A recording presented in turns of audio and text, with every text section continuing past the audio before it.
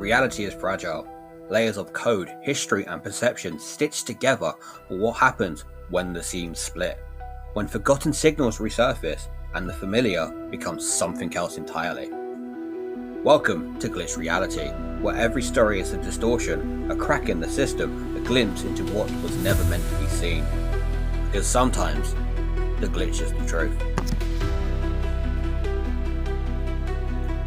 Space is silent, a cold, infinite canvas stretched over a vast, unknowing void. But silence doesn't mean peace. Out there, in the dark, something can wait for centuries, or millennia, for a moment like this.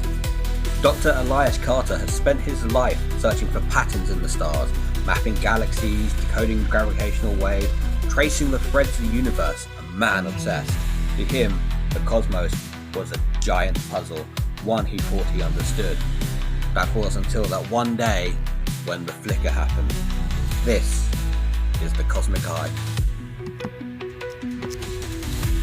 The Cosmic Eye, Part 1, The Flicker.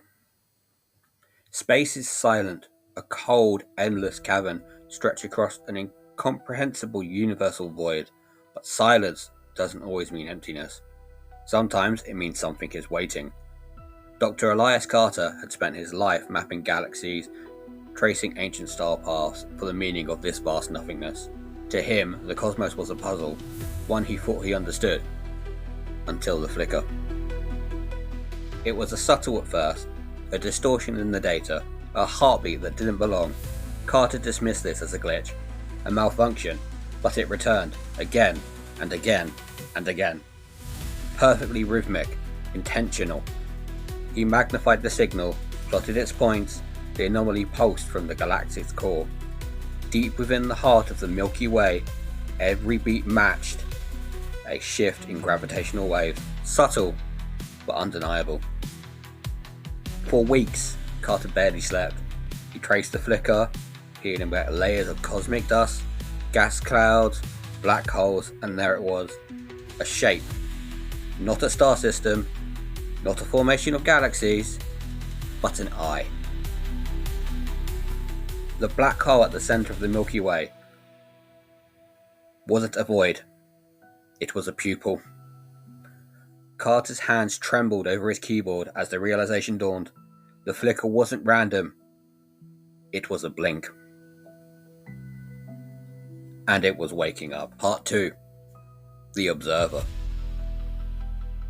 Dr. Elias Carter sat alone in the observatory.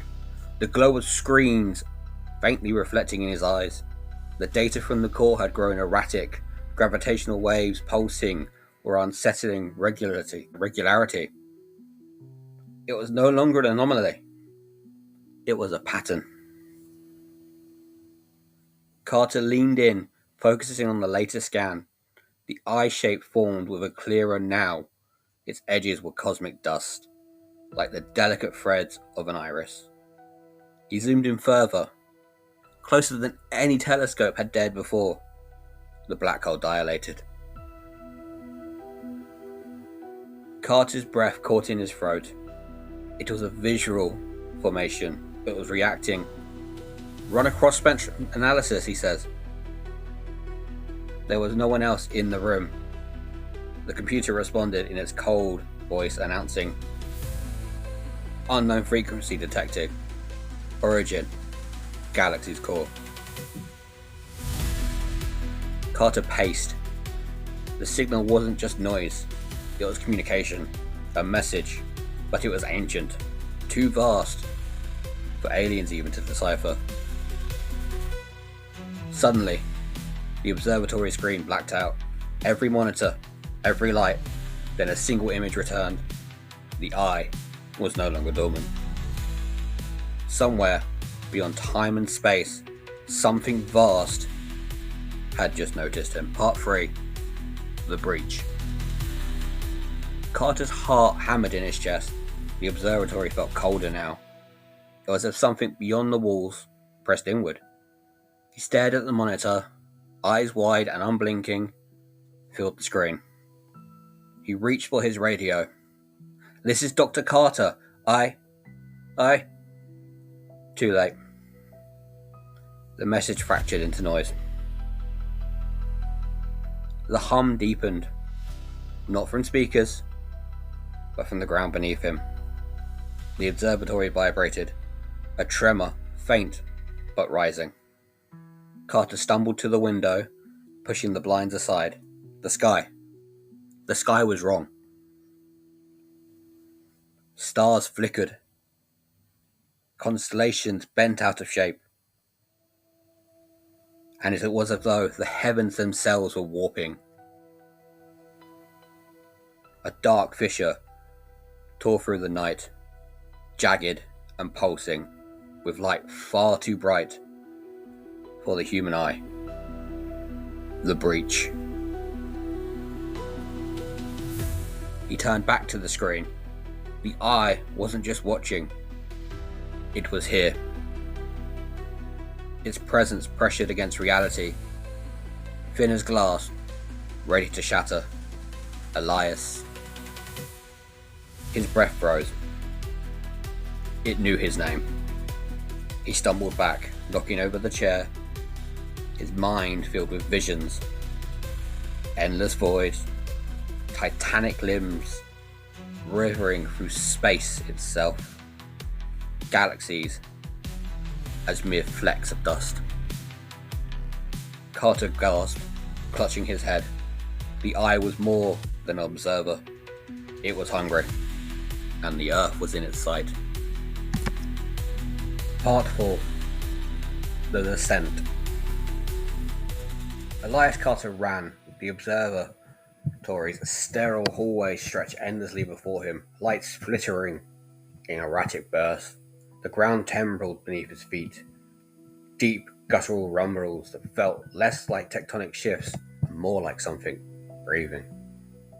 Above him, the skies whittled, black clouds spiraling unnaturally, torn by fleshes of colour that bent physics, reds too deep, blues that clawed at the mind.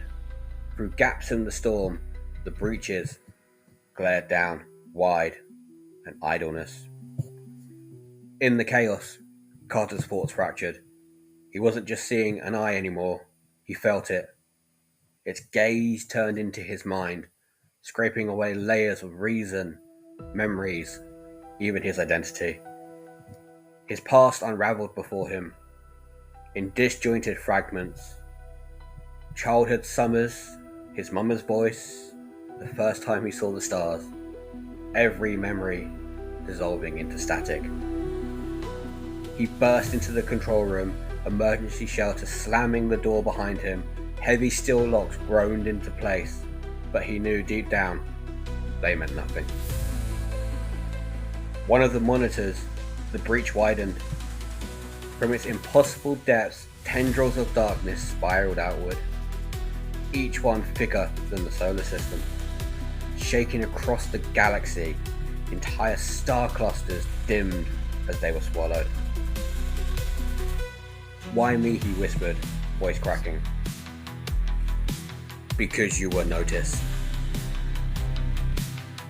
Carter felt his consciousness stretch, pulled thin across an endless void. In that moment, he saw Earth not as home, but as speck, insignificant and fragile, floating in the pupil of something immeasurable. The eye blinked. Chapter 5. The Devouring. The eye surged forward, breaching the fabric of the universe.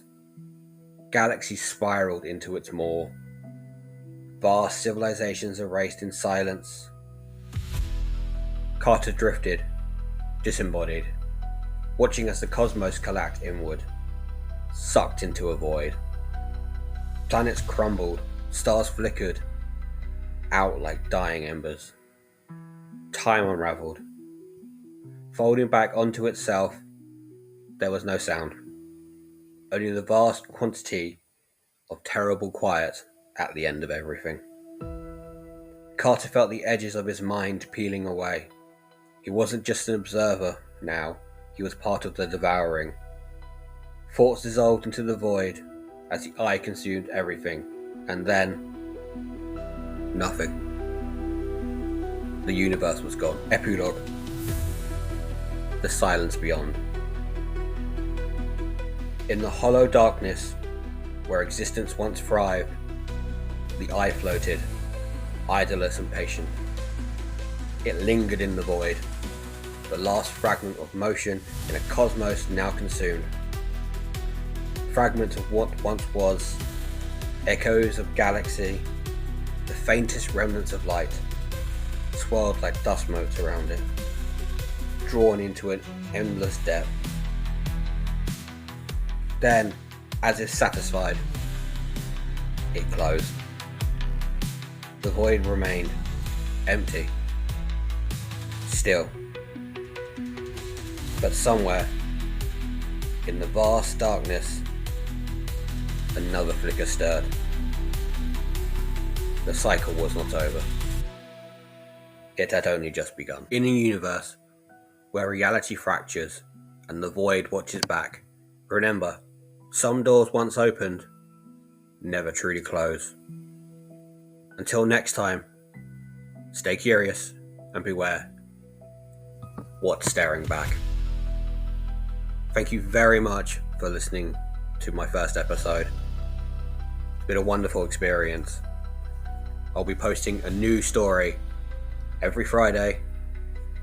So until then, stay curious, stay safe, and watch out for glitches in reality.